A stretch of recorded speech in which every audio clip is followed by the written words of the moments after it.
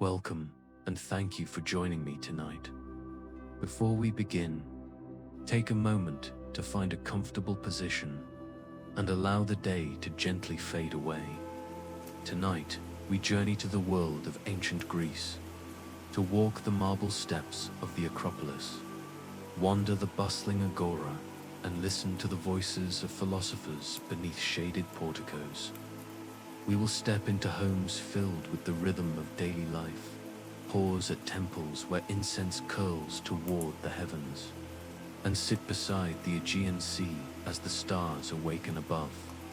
A world long past, yet still alive in myth and memory, in wisdom and wonder as the story unfolds.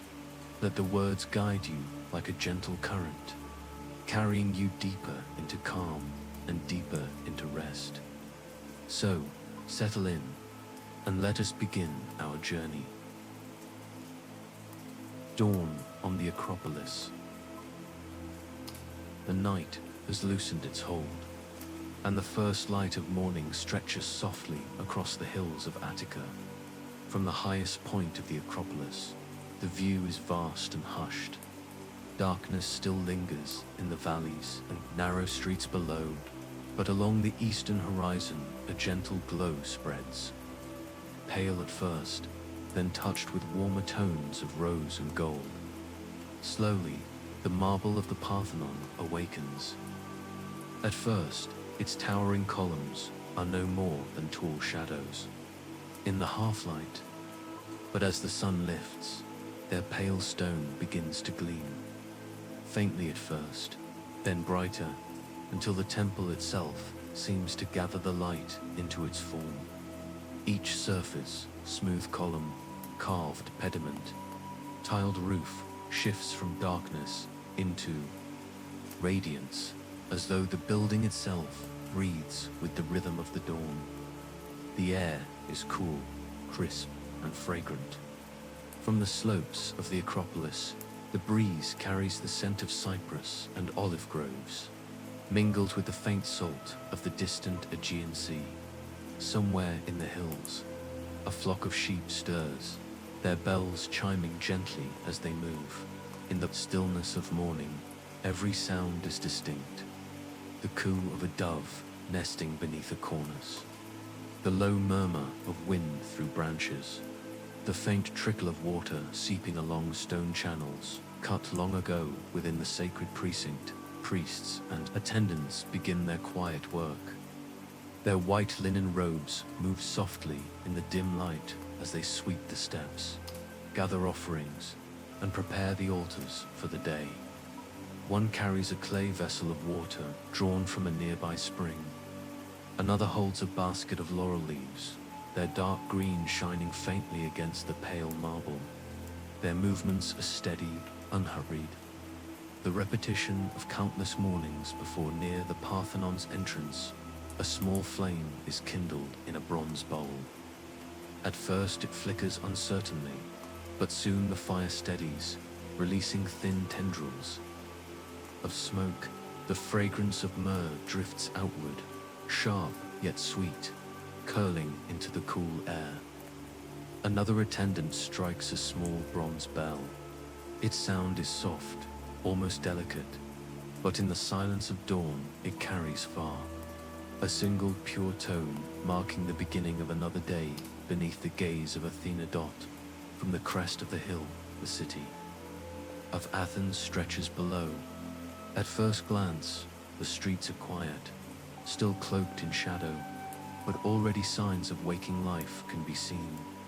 A faint glow of firelight in a courtyard, the creak of wooden shutters opening to the morning.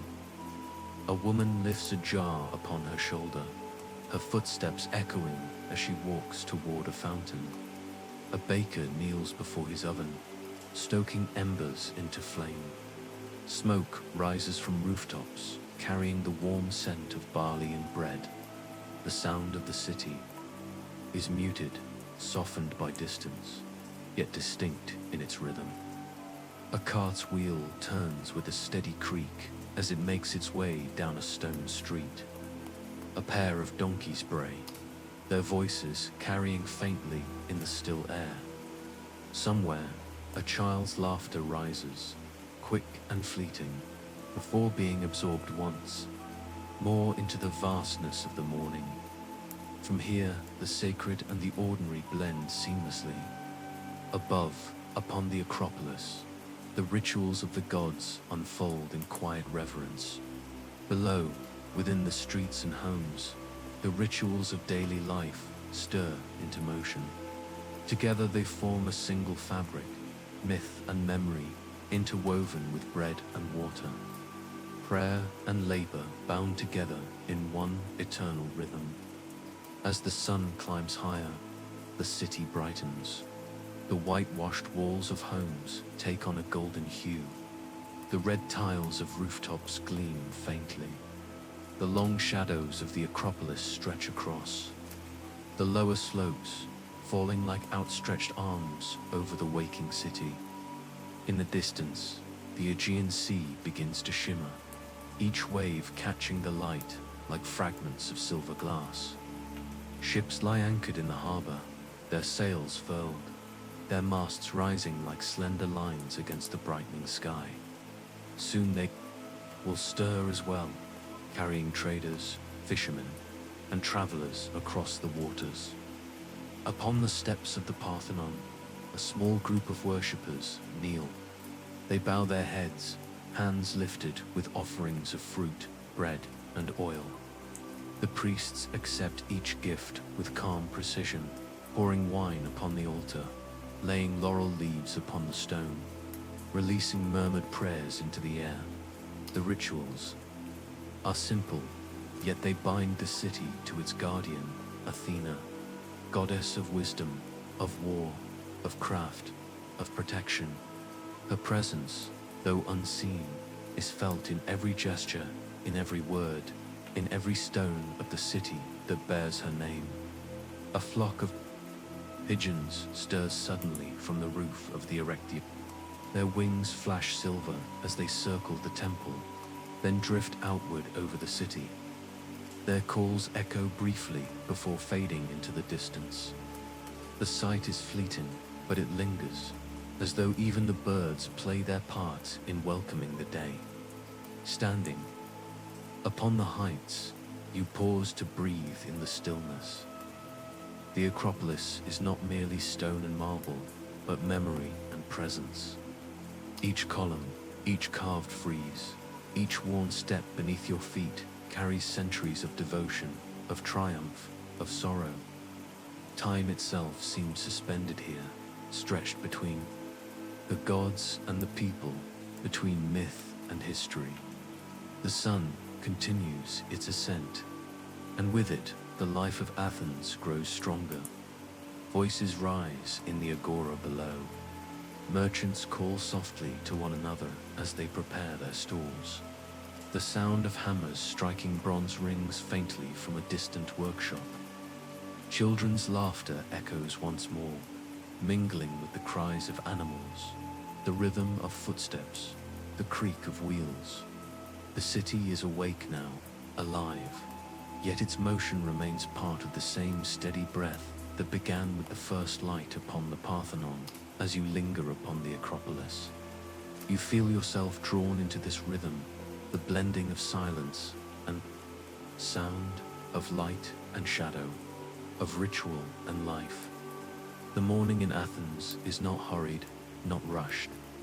It unfolds as the dawn has always unfolded, measured, calm, eternal. And beneath the rising sun, the eternal city of Greece breathes once more. Steady and timeless, as it has for centuries, and as it will for centuries to come. The Agora at morning. From the heights of the Acropolis, the city of Athens has fully awakened. The sun climbs steadily now, casting long beams of gold across rooftops and temple walls. The hum of life rises from below, carried on the air, a chorus of footsteps, voices, and the creak of wheels.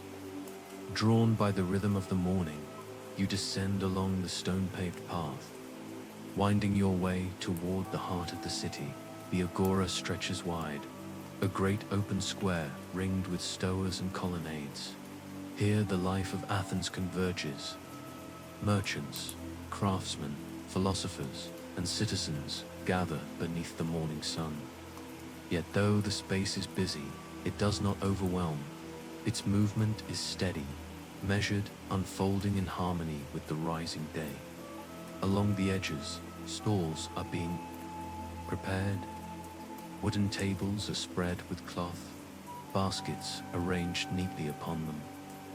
One merchant pours glistening olives into a bowl, their skins shining with oil.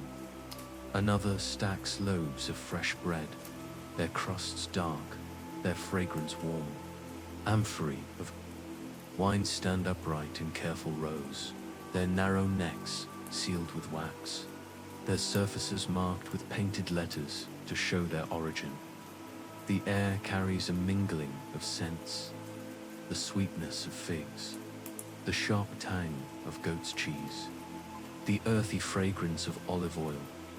Customers move slowly between the stalls, baskets in hand.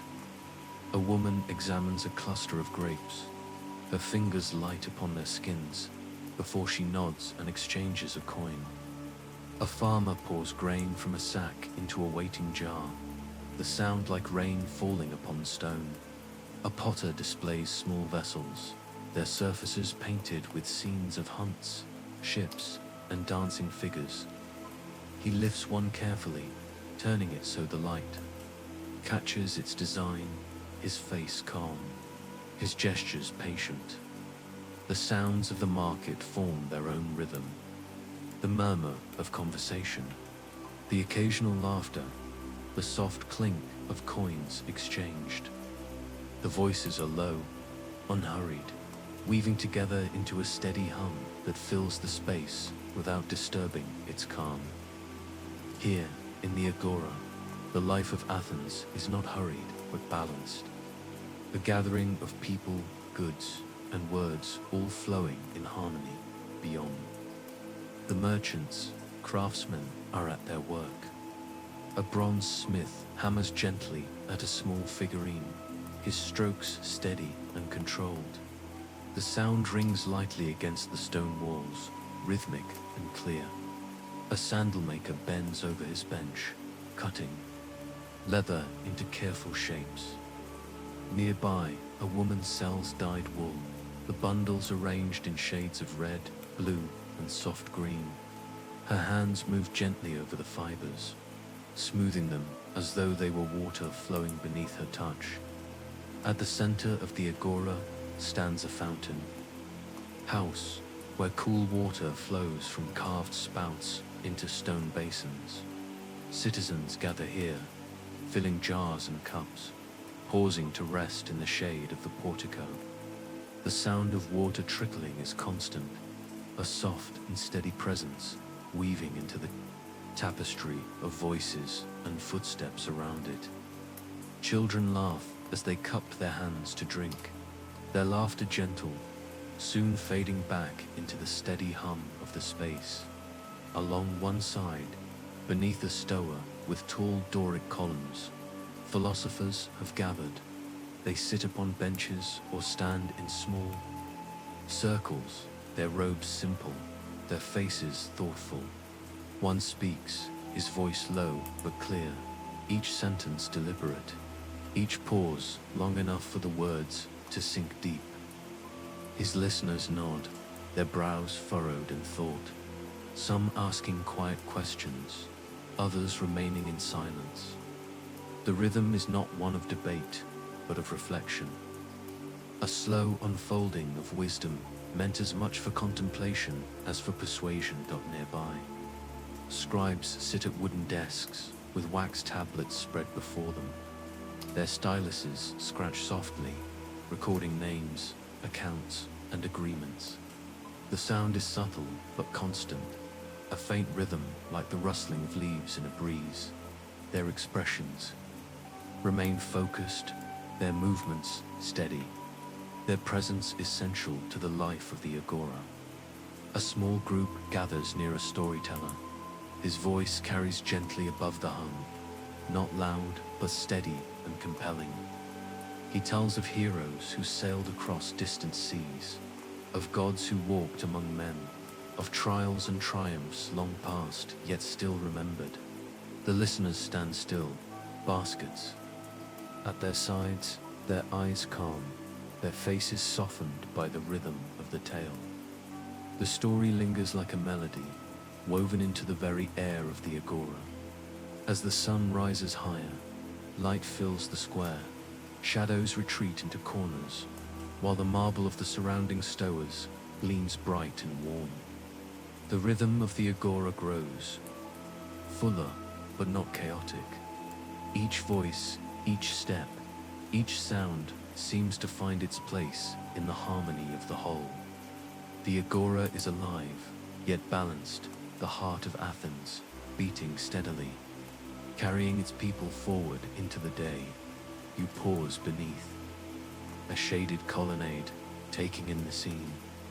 The fragrance of bread and oil, the sound of water trickling, the murmur of voices, the measured rhythm of footsteps upon stone.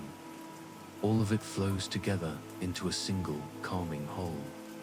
Here, in the Agora at morning, Athens breathes fully, eternal, and unhurried, its life unfolding beneath the steady gaze of the gods and the endless sky above. A home in Athens, leaving the steady hum of the Agora behind. You follow narrow, stone-paved streets that wind between tall houses with plastered walls. The noise of the market fades with each step, replaced by the quieter sounds of daily life. A broom scratching against stone, the distant splash of water poured into jars, the faint notes of a flute drifting from an open window. Soon you arrive at the doorway of a modest yet graceful Athenian home. Its walls are painted in earthy tones of red and white, their surfaces smooth and sun-warmed. The heavy wooden door creaks softly as it opens, and you step into a shaded courtyard at the heart of the house. The courtyard, or all, is open to the sky above. Light spills down into the center, where a small altar to Hestia, goddess of the hearth, flickers with the gentle glow of a clay lamp. The flame dances quietly, its smoke rising in a thin thread into the open air. Around the courtyard, columns hold up a portico, casting patterned shadows across the floor. The air is cool here, softened by shade and the fragrance of herbs planted in small clay pots along the walls, thyme, rosemary, and basil, their scents mingling into a calming perfume. A woman moves slowly across the courtyard, her linen peplous gathered at her waist with a simple cord. She pauses at the hearth, pouring a small libation of wine upon the stone, whispering a prayer too soft to hear. Her hands are steady, her movements deliberate, each gesture part of a rhythm she has repeated countless times before. The offering is brief, but its meaning is woven into the fabric of the day. The presence of the gods, acknowledged, the household bound to the eternal order. Beyond the courtyard, the rooms of the house unfold in simple harmony.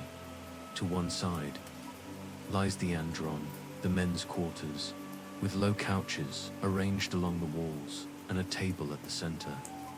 Its mosaic floor glimmers faintly in the light, patterned with vines and geometric shapes. Bronze cups rest neatly upon a shelf, their surfaces polished smooth. The space is quiet now, awaiting the evening when it will host conversation, music, and the slow rhythm of shared meals. To another side lies the gyneceum, the women's quarters, where the hum of daily work fills the air. A young woman sits before a wooden loom, her hands guiding the shuttle back and forth with patient rhythm. The threads tighten, forming patterns of red and white that grow slowly with each motion. The sound of the loom is steady, soft, a faint tapping that blends with the occasional creak of the frame. A basket of wool rests at her feet, its colors rich, deep crimson, soft green, pale gold, each destined to be woven into garments, cloths, or hangings for the household nearby. Another woman kneads dough upon a low table, her palms pressing into the soft mass, folding and stretching, folding again. The smell of flour and yeast mingles with the warmth of the hearth. Soon, the dough will be shaped into loaves and carried to the oven, filling the house with the comforting fragrance of baking bread. A child watches from the corner, her small hands reaching to mimic the motions. Her laughter bright but quickly softened into the stillness of the room in another chamber. A servant polishes a bronze lamp, rubbing the surface until it gleams. His gestures are quiet, careful, his concentration steady. Another tends to a jug of olive oil, pouring it into smaller clay vessels for the household's use. The oil glistens like liquid gold, its scent earthy, rich, grounding. Each task is small, yet together they weave the steady fabric of daily life. Returning to the courtyard, you notice a small shrine built into the wall, a niche containing clay figurines of household gods, the Lares and Penates. Their forms are simple but familiar, their presence steady and reassuring. Before them rests a bowl of fruit, figs and pomegranates placed as offerings. The air here feels warm and still, as though held in quiet protection by unseen hands. In the late morning light, the family gathers briefly in the courtyard. The father, returning from the Agora, sets aside a small scroll and removes his sandals. The mother leaves her loom to sit beside him, while the child clings to her knee, whispering questions about the day. Their voices are soft, their gestures unhurried. A servant brings a tray with bread, cheese, and watered wine. The family shares the food quietly, the sound of their conversation blending with the rustle of leaves above and the steady hum of cicadas, just beginning to stir in the warm air. The atmosphere is not hurried nor filled with noise. Rather, it is marked by balance, work and rest, prayer and labor, family and solitude, each flowing into the other as naturally as breath. In this home, as in countless others across Athens, the rhythm of the day unfolds with gentle constancy, carrying its people forward as it has for generations. As you linger in the courtyard, the flame upon Hestia's altar flickers once more, steady and calm. The light captures the painted walls, the polished bronze, the woven threads upon the loom. The household rests within its own harmony, a world of small rituals and quiet labors, of bread and wool, of prayer and laughter. Outside, the city of Athens continues its steady hum, but here, within these walls, life is simpler, softer, yet no less eternal. Lessons with a philosopher. As the sun climbs higher, the warmth of midday begins to settle across Athens. The market has grown busier, voices rising and falling in the Agora. Yet beyond its bustle, a quieter rhythm unfolds. Beneath the shaded porticos, long colonnades of marble columns casting cool shadows upon the stone floor. Small circles of students and thinkers have gathered. Here, the art of philosophy breathes, not in hurried debate, but in calm reflection and steady conversation. You approach one such group seated along the edge of the stoa. The air beneath the roof is cooler, softened by the shade. Sunlight filters in only at the edges, leaving the space hushed and serene. Marble columns rise tall and pale around you, their surfaces cool to the touch, their shadows stretching across the ground like still water. The Agora hums just beyond, but here the sound is softened, as though the columns themselves guard the space for thought. At the center sits a philosopher, his robe simple, his beard touched with grey. His posture is steady, his eyes calm, his voice unhurried. Around him, students of various ages listen closely, some leaning forward, others reclining upon low benches, their expressions attentive but relaxed. A few hold wax tablets upon their laps, styluses poised, though many simply listen, letting the words flow over them like water. The philosopher begins not with proclamation, but with a question. His voice is low, deliberate, each word measured. What is it, he asks, that makes a life well lived? His gaze moves gently across the group, pausing upon each face. Silence follows, not empty but full, as though the question itself is enough to carry the moment. The students shift slightly, thoughtful, until one offers a tentative answer. A life of wealth, says the youth, for with wealth comes freedom. The philosopher nods, acknowledging without judgment. And yet, he asks softly, have we not seen men with wealth who are restless, who are never content?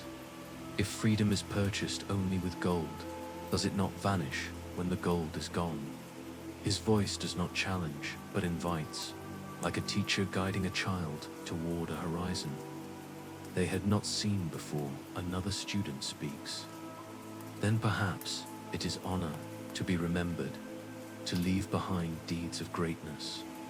Again, the philosopher inclines his head. But tell me, he says, of those who chase honor, do they not often live in fear of losing it? And is honor not a thing bestowed by others, not born within the self? If so, can it be the measure of a life well lived? His words fall like drops of water into a still pool, each one spreading quiet ripples of thought. A third student, older, raises his hand. Perhaps, he says, it is wisdom.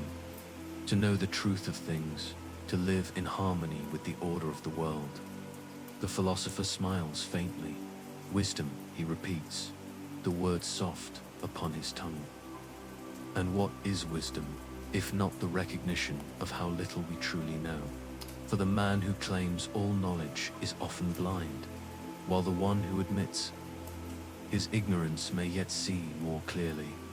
Perhaps wisdom is not an end, but a path, a way of walking, steady and humble, through the days we are given. The students nod, some thoughtfully, others with brows furrowed, their gazes turned inward. The philosopher does not press them further, but allows silence to return. It stretches long and calm, broken only by the distant murmur of the Agora, and the faint cooing of pigeons perched upon the colonnade above. The quiet is not awkward, but grounding, a reminder that thought often grows best in stillness. After a time, the philosopher speaks again, his tone reflective. Look around you, he says, gesturing toward the open square. See the merchants with their baskets, the craftsmen with their tools, the children with their laughter. Each life has its rhythm, its labors, its joys. To live well is not to escape these rhythms, but to align with them, to find harmony in both labor and rest, in both joy and sorrow. This, perhaps, is the art of philosophy, not to command life, but to walk with it as one walks with a friend. His words are simple, yet they linger. A breeze stirs the air beneath the portico, rustling the robes of the students, carrying the faint fragrance of figs and oil from the market beyond. The philosopher folds his hands, his gaze resting softly upon the group. No conclusion is offered, no answer declared final. Instead, the lesson remains open, like a path extending into the distance, inviting each listener to walk it in their own way. Slowly, the group begins to disperse. Some linger to speak quietly with one another. Others drift back toward the Agora, their baskets in hand, their minds carrying the weight of the morning's reflections. The philosopher remains seated a while longer, his posture calm, his presence steady, as though he too is simply another student of the world, listening to its lessons. You remain beneath the colonnade, letting the silence settle once more. The air is cool, the marbles steady beneath your hand, the sounds of the city softened into a distant hum. Here, in the shade of Athens, philosophy is not lofty or unreachable, but woven gently into the fabric of life, a conversation, a question, a pause, and as you step away, you carry with you the calm of the lesson, the stillness of the space, and the quiet rhythm of wisdom unfolding like the dawn itself. The gymnasium and baths. Leaving the shaded porticos behind, you follow a path lined with olive trees. Their branches arch gently overhead, leaves shimmering pale green and silver as the breeze stirs them. The warmth of midday has settled fully upon Athens, yet beneath the trees, the air remains soft and cool. Ahead, the broad courtyards of the gymnasium open into view, a place where the citizens of the city gather not only to strengthen the body, but to nurture the mind and spirit. The gymnasium is vast, its walls enclosing long colonnades and open squares paved with smooth stone. Doric columns rise in even rows, casting striped shadows upon the ground. Within these spaces, men of all ages move with steady rhythm. Some stretch their limbs slowly, arms extended upward, muscles lengthening beneath the warmth of the sun. Others walk the perimeter in pairs, speaking quietly as they pace, their sandals whispering against the floor. The air is alive with movement, yet it is not hurried, not frantic. Each action unfolds with calm, deliberate grace. At the center of the courtyard, a group of young men practice wrestling. Their bodies glisten faintly with oil, their gestures controlled, their strength tempered with discipline. They circle one another slowly, each step deliberate, the rhythm of their movements steady as breath. When they meet, their grips are firm but measured, their bodies leaning, shifting, then releasing, always returning to balance. Their motions are more like a dance than a contest, an expression of control, patience, and harmony. Along one edge of the square, another group practices with the discus. The polished stone disc rests upon the palm, its surface gleaming in the sunlight. The athlete turns slowly, his body coiling, his eyes calm upon the horizon. Then, with a single smooth motion, he releases the disc. It arcs silently through the air, spinning in wide circles before descending into the soft sand beyond. There is no cheer, no cry of triumph, only quiet nods, the sound of sandals shifting, the disc retrieved, and the rhythm begun again. In another corner, men move with javelins, their steps long and measured. They raise the slender shafts, their arms steady, their posture graceful. The throws are not fierce but controlled, the javelins arcing into the air with quiet precision. Each return to the starting line is unhurried, each breath deliberate. The entire practice unfolding like a ritual rather than a contest. Beyond the courtyards, shaded stowers open into small rooms where philosophers and poets sit in discussion. For the gymnasium is not only a place for the body, but also for the mind. Here thought and movement flow together, each supporting the other. The murmur of voices drifts outward into the air, mingling with the sounds of exercise, with the rustle of leaves and the hum of cicadas rising in the noonday warmth. As the morning lengthens, the exercises draw to a close. The men, their bodies glistening with oil and dust, move toward the lautron, the bathing rooms attached to the gymnasium. The transition is calm, unhurried, like water flowing from one vessel into another. Within the shaded chambers, the air is cooler, scented faintly with olive oil and crushed herbs. Bronze basins stand ready, filled with fresh water drawn from nearby springs.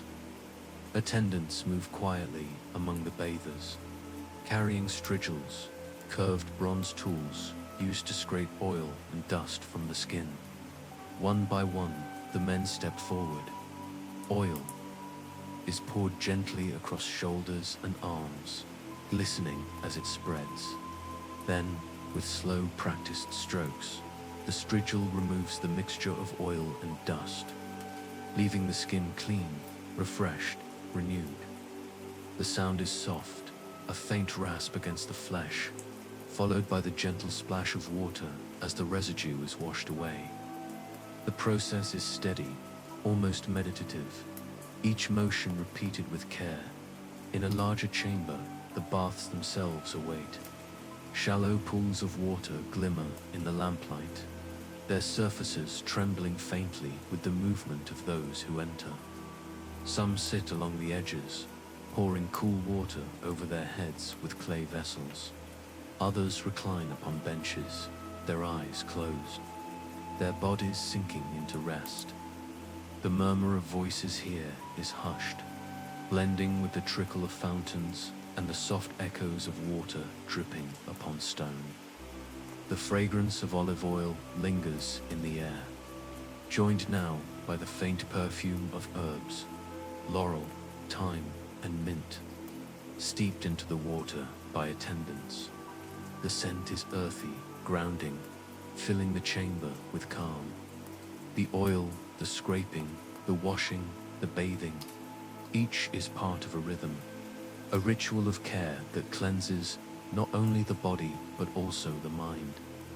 After bathing, the men recline in a shaded room to rest.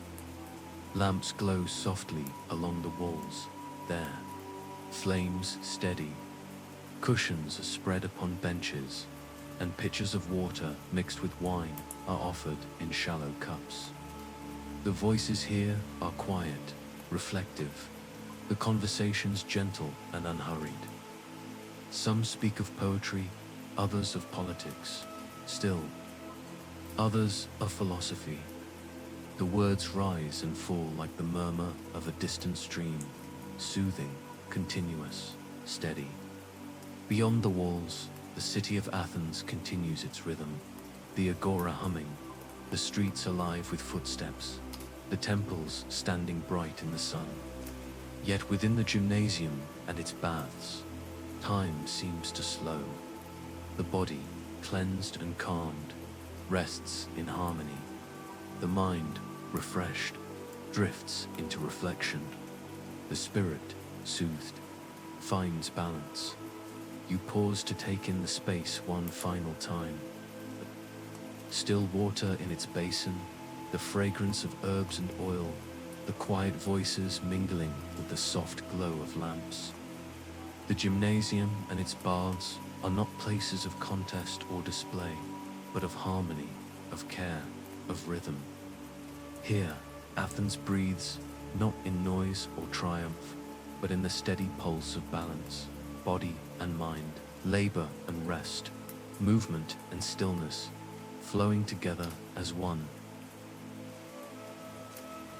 An afternoon at the theater. The warmth of the day lingers as the sun begins its slow descent westward, softening the glow of Athens. Beyond the Agora, rising against the slope of the Acropolis, lies the great theater, a vast semicircle of stone carved into the hillside, open to the sky and the sea beyond. Here, Athenians gather not only for entertainment, but for stories that shape their spirit, for voices that carry the echoes of gods and heroes, for words that remind them of who they are. As you approach, the crowd flows steadily toward the theater. Men and women walk in small groups, their steps unhurried, their voices low. Some carry baskets of food or clay cups of wine. Others bring nothing but themselves, their eyes bright with anticipation. The air hums gently with conversation, the tones of friends greeting one another, the quiet laughter of children weaving between their elders.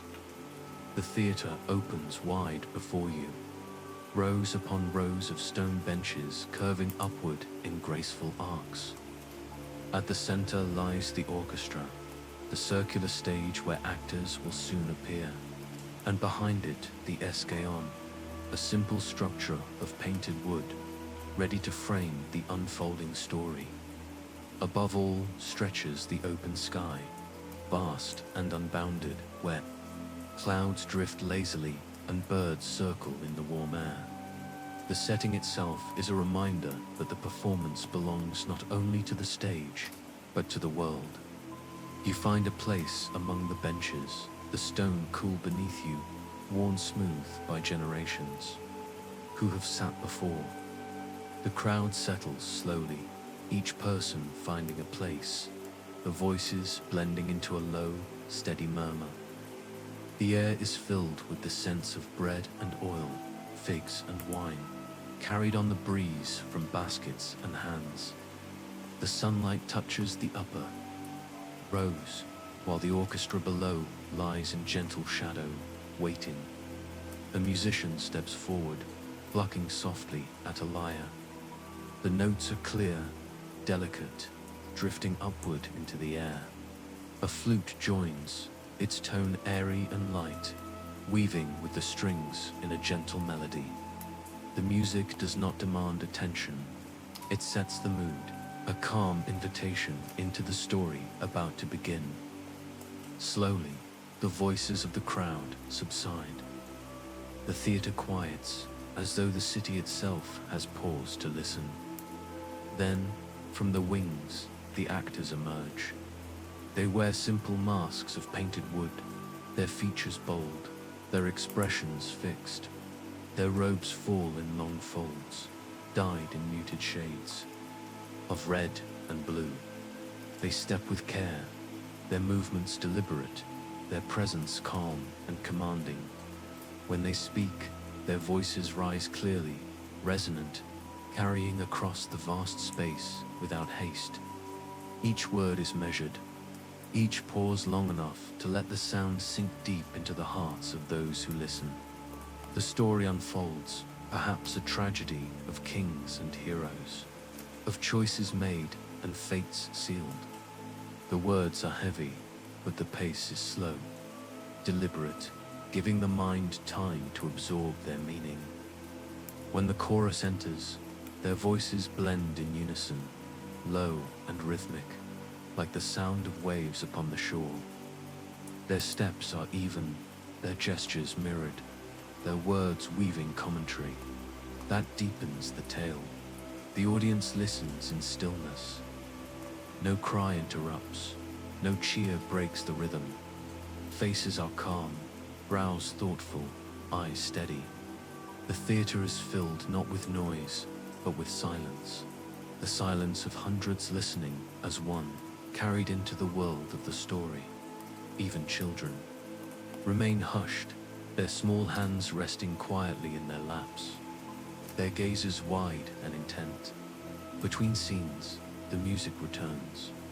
The lyre plucks softly, the flute breathes gently, filling the pauses with sound like a breeze stirring through leaves.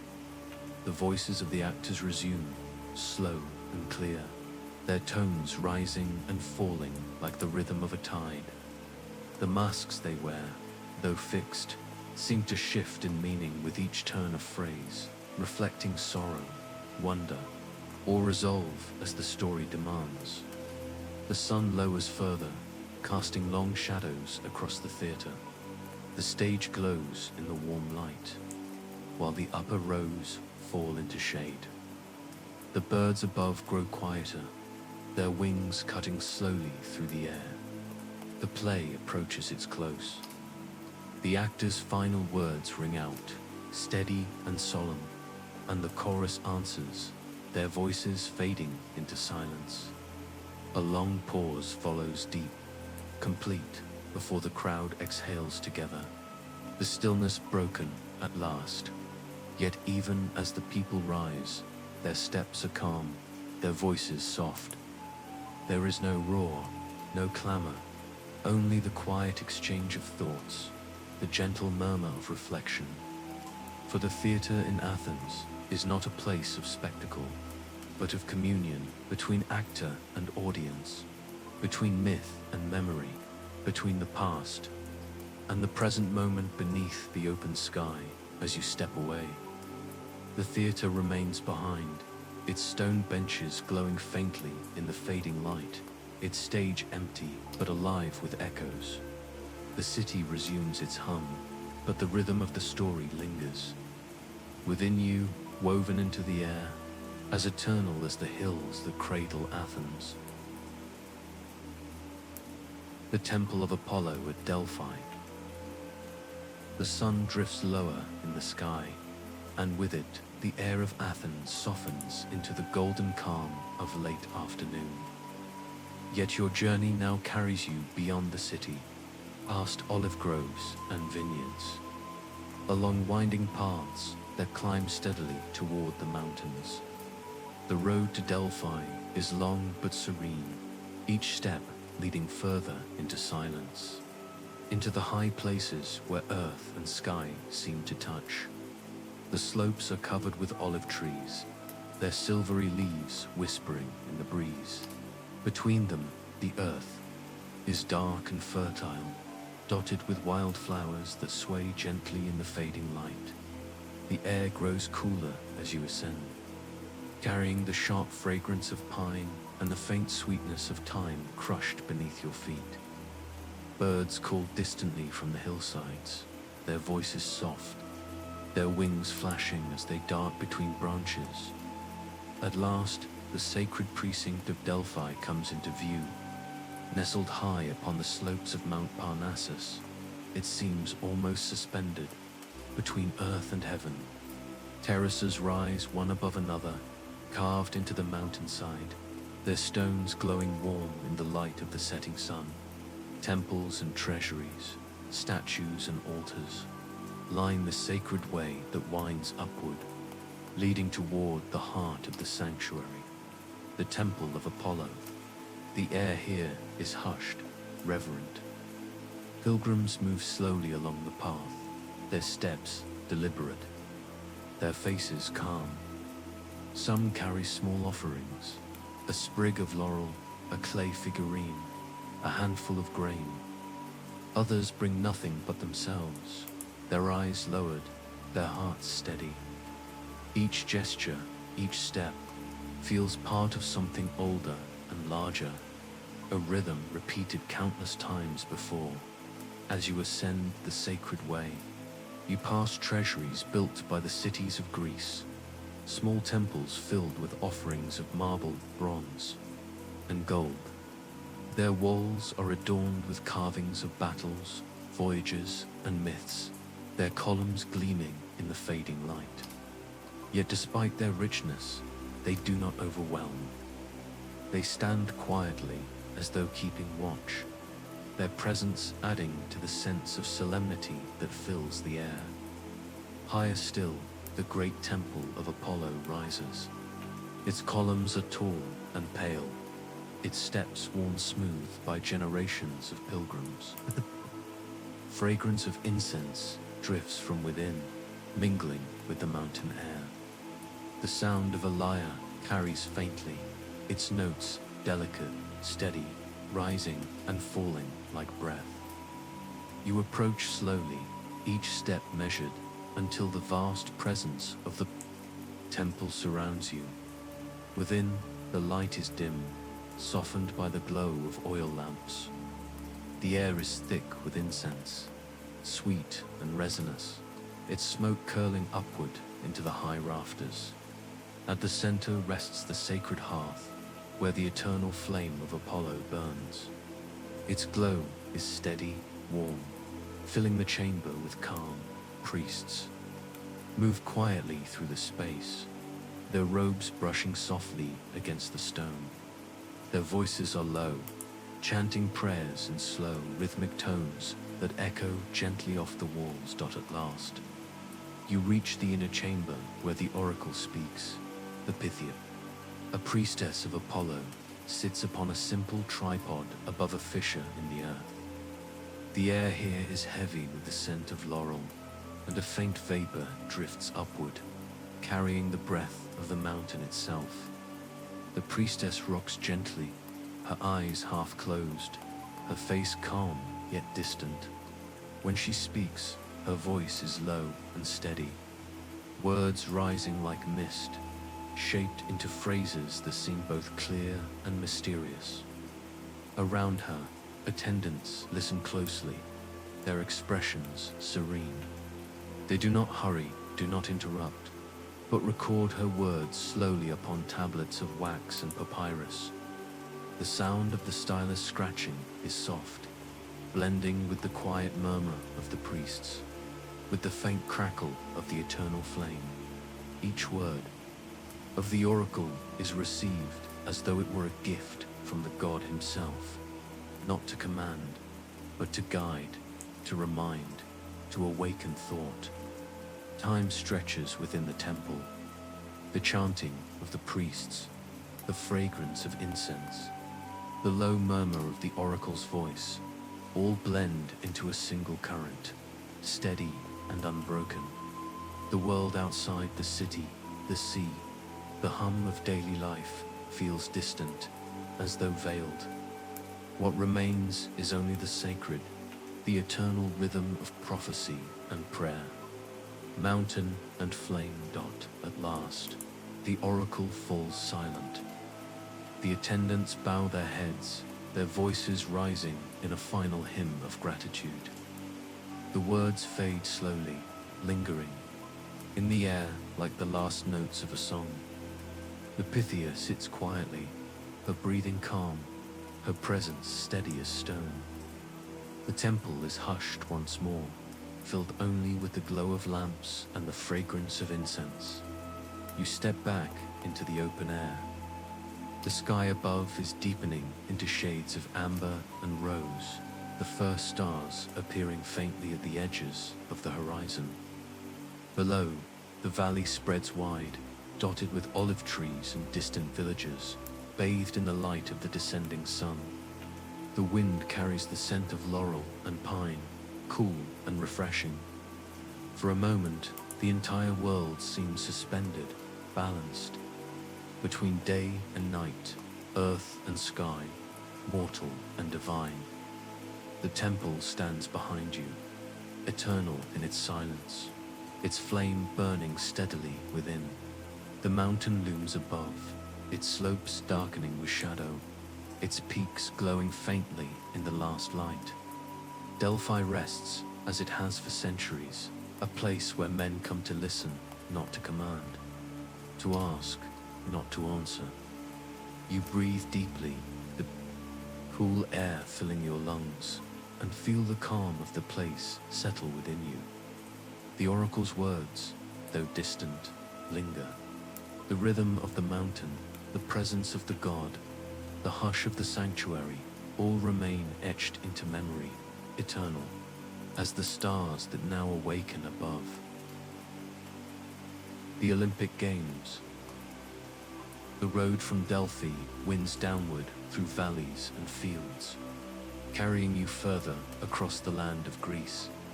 In time, the sound of distant voices and the faint beat of drums reach your ears.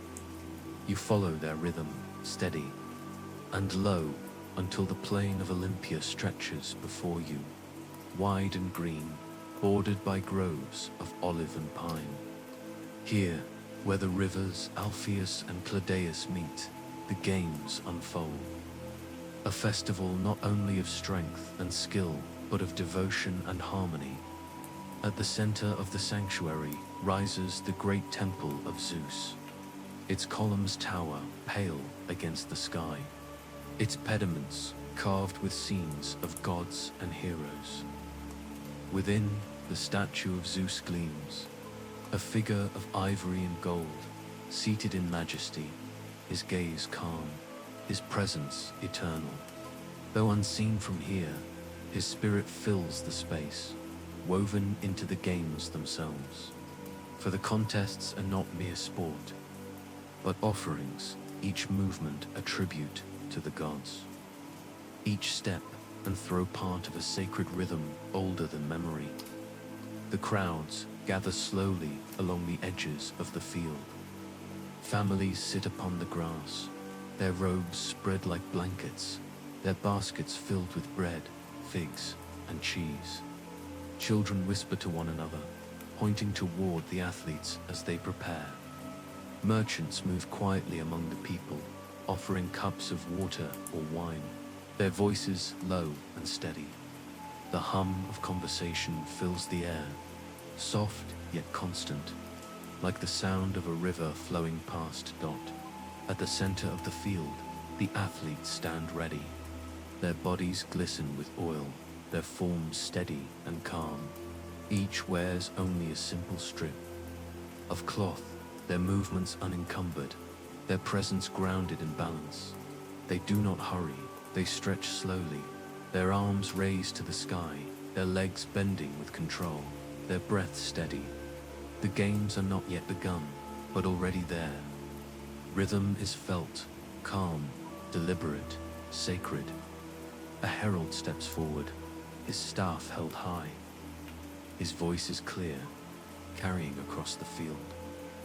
He speaks words of prayer, invoking Zeus, Athena, Apollo, and the gods who watch from Olympus above. The athletes bow their heads. The crowd falls silent. For a moment, all is still the air. The trees, even the birds above, as though the world itself pauses to honor the gods. Then, with the sounding of a bronze horn, the games begin. The first event is the stadium race. Runners line the track, their feet pressing softly into the earth. At the signal, they move forward, their bodies leaning, their arms swinging in steady rhythm. The crowd watches in silence. No cries or cheers, only the sound of sandals striking earth, the steady breath of men in motion. The race is swift but not frantic, ending in calm as the runners cross the line, their shoulders rising and falling. With the effort, they clasp hands in quiet respect, their faces serene, their movements unhurried. Next comes the discus. A polished stone disc rests upon the palm, its weight balanced, its surface smooth. The athlete turns slowly, his body coiling, his breath steady. With a single fluid motion, he releases. The discus spins silently through the air, arcing wide, before descending into the sand. The crowd exhales softly, their eyes following its path, their voices hushed. The disc is retrieved, the rhythm repeated, each throw another offering to the gods. Each arc another line drawn upon the air. The javelin follows. The slender shaft is raised, the athlete's steps measured. With a calm breath, he casts it forward. The javelin sails through the sky, its flight smooth and quiet, until it lands softly in the field beyond. There is no roar of triumph, no clash of noise, only the murmured appreciation of those who watch, the calm acknowledgement of effort given, of balance achieved. Wrestling comes next. Pairs of men step into the sand, their hands extended, their eyes steady. They circle one another. Slowly, their feet pressing soft patterns into the ground. When they meet, it is not with violence, but with control. Grips steady, movements measured, strength balanced by patience. They lean, shift, release, always returning to stillness. Around them, the air is filled with the sound of breathing, of bodies moving in quiet rhythm. It is less a contest than a dance, less a struggle than an expression of balance and will. Between events, music drifts across the field. The notes of a lyre rise into the air, joined by the breathy tone of a flute. The melody is simple, slow, steady, carrying the mood of the games forward. Children rest their heads upon their mothers' laps. Men sip water from clay cups. Women whisper softly to one another, their voices blending with the music, with the rustle of olive leaves in the breeze. As the sun lowers further, the final event begins, the pancration, a blending of boxing and wrestling, demanding both strength and control. The athletes move carefully, their bodies circling, their eyes calm. When they meet, their motions are steady, their grips firm but not cruel. Each holds the other in balance, releasing when the time comes, yielding when the rhythm requires. The crowd remains hushed, their attention steady, their presence quiet, yet full. When the contests end, the victors are crowned not with gold or silver, but with wreaths of olive leaves, cut from the sacred grove of Zeus himself. The leaves glimmer faintly in the fading light, their fragrance earthy, their meaning eternal. The athletes bow their heads as the wreaths are placed, their faces calm, their pride steady and silent. The crowd murmurs softly in approval, their voices blending into the evening air. Slowly, the people begin to disperse. Families gather their baskets, merchants close their stores, children follow sleepily at their parents' sides. The athletes wash in nearby basins, their hands and faces cooled by fresh water, their bodies soothed by the cleansing touch. The music of the lyre lingers a while longer, until at last it too fades into silence. The field lies quiet once more, the scent of trampled grass rising into the air, the marks of footprints fading slowly into the earth. Above, the sky deepens into shades of amber and rose, the first stars awakening at the edges of the horizon. The temple of Zeus stands steady, its columns glowing faintly, its presence eternal. The games are ended, yet their rhythm remains. Balance, harmony, offering, and rest. You linger a moment longer, the olive wreaths fresh in your mind, the music soft upon your ears. The world around you seems hushed, suspended between day and night, between labor and rest. The games of Olympia, though finished, continue within, a steady pulse of harmony carried forward into the gathering dusk. Evening by the Aegean Sea. The day has begun its slow surrender to night, and the air carries with it the hush of evening. You follow a narrow road that winds gently downward from the hills, past groves of olives and cypress trees, until, at last, the horizon opens wide.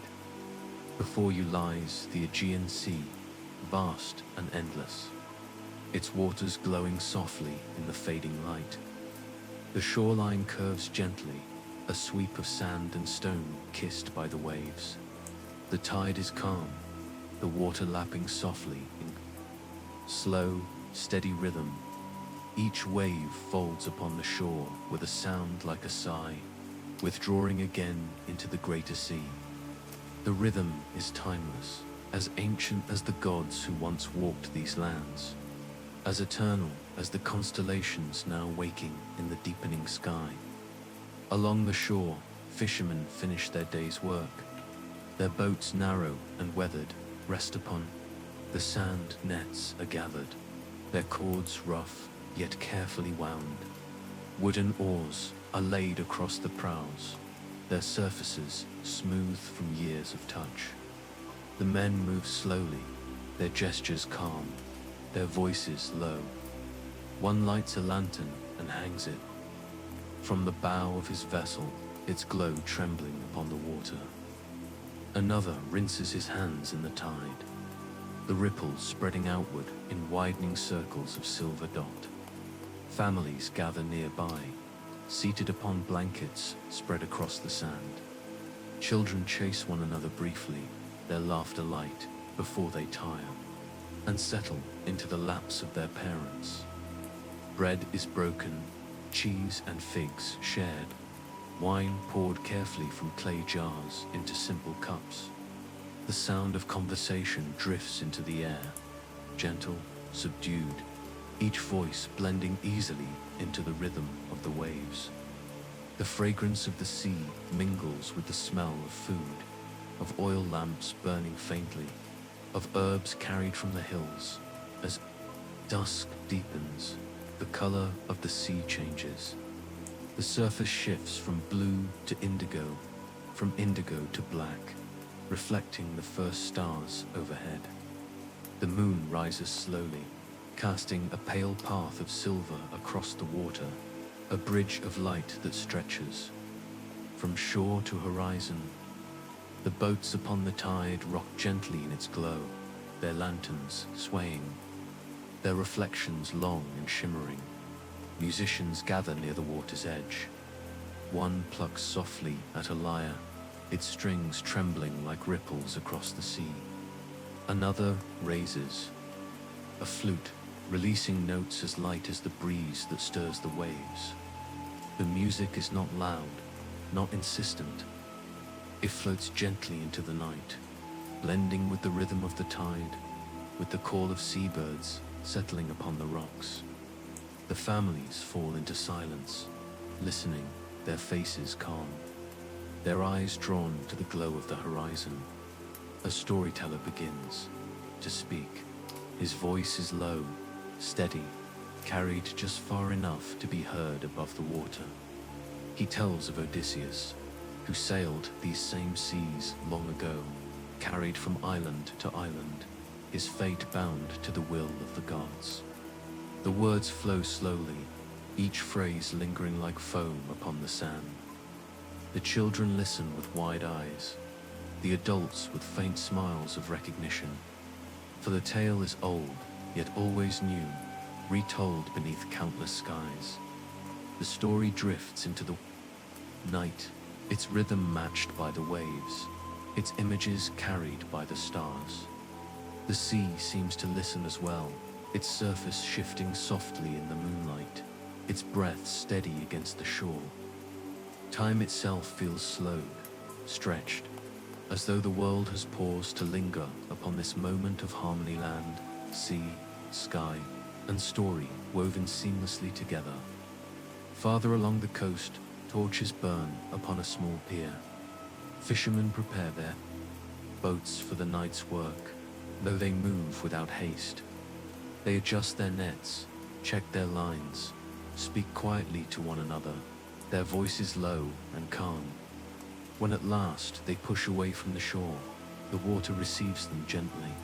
The boats glide forward, their lanterns glowing like fireflies upon the vast dark sea. Their oars dip in unison, their rhythm steady, unbroken, as they disappear into the horizon. On the shore, the families begin to rest. The children, lulled by the music and the waves, lean heavily against their parents, their eyes closing, their breaths slowing. The mothers cover them with shawls, smoothing their hair, whispering softly. The fathers sip the last of their wine, their gazes turned toward the sea, their faces calm in the moonlight. The music continues faintly, then fades, leaving only the sound of the tide, eternal and unbroken. You remain seated upon the sand, the grains cool beneath your hands, the breeze soft upon your face. The sea stretches before you, vast and dark, its surface glittering with stars and moonlight. The sound of the waves is steady, endless, as if the earth itself is breathing. Each rise and fall carries you deeper into stillness, deeper into rest. Above, the night sky blooms with constellations. Orion rises, his belt of 3 stars gleaming clearly. The great bear wheels slowly across the horizon. The Pleiades shimmer faintly, clustered like jewels scattered upon velvet. These same stars shone upon the sailors of Greece long ago, guiding their journeys, steady and eternal. They shine still, unchanged, watching silently as the world drifts into sleep. The Aegean Sea lies calm, the shore hushed, the night deepening. Here, at the edge of land and water, beneath the endless sky, time slows into stillness. The rhythm of the waves, the glow of the moon, the whispers of the stars, all carry you into quiet, into peace, into the embrace of night. Reflection under Greek stars. Night has fully claimed the land of Greece. The bustle of the day has faded, the voices of the Agora long gone, the music of the theatre stilled, the athletes of Olympia resting in silence. Even the sea itself, vast and restless by nature, seems softened now, its waves folding upon the shore in the slow rhythm of sleep. You walk a quiet path leading upward from the coast, climbing gently through olive groves and rocky slopes until you find yourself upon a hill that overlooks both sea and land. From here, the world spreads wide, bathed in silver light. The Aegean stretches dark and endless to the horizon. Villages gleam faintly below, their lamps glowing like scattered embers. The mountains loom in silhouette, their peaks crowned with starlight. The night air is cool, carrying the fragrance of earth and pine, of salt and thyme. It is still, yet alive with subtle sound, the chirping of crickets, the distant bark of a dog, the faint rush of the tide far below. Each sound is gentle, softened, woven into the vast silence of the hour. Time itself seems slowed, as though the world has chosen to pause, to breathe, to rest. Above, the heavens open wide. The constellations shine with quiet brilliance, their patterns as familiar to the Greeks as the paths of their own city streets. Orion strides across the sky, his belt of 3 stars clear and steady. The great bear wheels slowly, guiding sailors across the sea. The Pleiades shimmer delicately, clustered like a handful of jewels. The Milky Way stretches vast and luminous, a river of light flowing from horizon to horizon. The Greeks saw in these stars not only points of light, but stories, myths woven into the very fabric of the sky. Here, Perseus lifts his sword, eternal in his triumph. There, Andromeda waits, her form traced across the heavens. The gods themselves walk among the constellations, their deeds immortalized in stars that will never fade. To gaze upon them is to join countless generations who have lifted their eyes to the same heavens, wondering, reflecting, dreaming.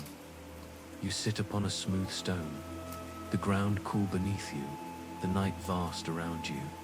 The stillness seeps into your body, into your breath. The pulse of the world, sea, earth, sky flows into harmony. The stars above and the tide below mirror one another, both steady, both eternal.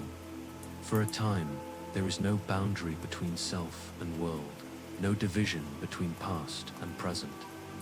There is only stillness, timeless and whole. From here, the memory of the day returns in quiet images. The dawn upon the Acropolis, the Agora, alive with merchants and philosophers. The loom and the hearth within the home, the rhythm of exercise. And cleansing in the gymnasium, the measured words of the philosopher. The hushed voices at the theatre, the incense rising at Delphi. the olive wreaths of Olympia, the lanterns upon the sea. Each moment flows into the next, each part of the day a single thread woven into the tapestry of Greece. And now, in the hush of night, the tapestry rests complete, glowing softly beneath the stars. The longer you sit, the deeper the stillness grows. The air is cool upon your skin, the earth steady beneath your body, the heavens vast above your gaze. The constellations wheel slowly across the sky, their movement imperceptible, their presence eternal. The crickets sing, the waves breathe, the stars shine. All is calm. All is at rest out here. Beneath the endless Greek sky, the world rests. The land is hushed, the sea subdued, the mountains watchful, the stars eternal. Time drifts like a river, carrying you gently with it, deeper into stillness, deeper into peace. Beneath the quiet heavens of Greece, the night lingers in stillness. The temples and theaters rest in shadow, the Agora silent, the hills hushed far below. The Aegean continues its timeless rhythm, waves folding upon the shore as they have for countless generations. Above, the stars shine as they did for the ancients, their constellations carrying the stories of gods and heroes into eternity. And perhaps, just as they once gazed upward in wonder, so too do we still seeking meaning in the vastness of the night sky. For the land endures, the sea endures, the stars endure, and the rest of the story has yet to be written.